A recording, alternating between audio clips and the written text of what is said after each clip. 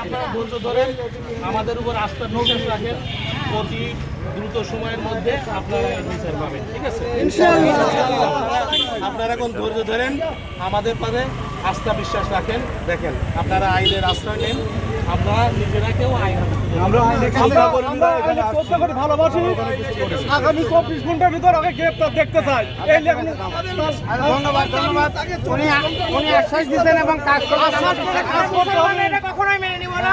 শিমুল যে অপরাধটা করছে সুস্থ এবং বিচার চাই 24 ঘন্টার ভিতর। আমরা বুঝাসু থানায় দেখতে চাই 24 ঘন্টার মধ্যে। আপনারা শান্ত থাকেন, আমাদের কাজ করার সুযোগ দেন।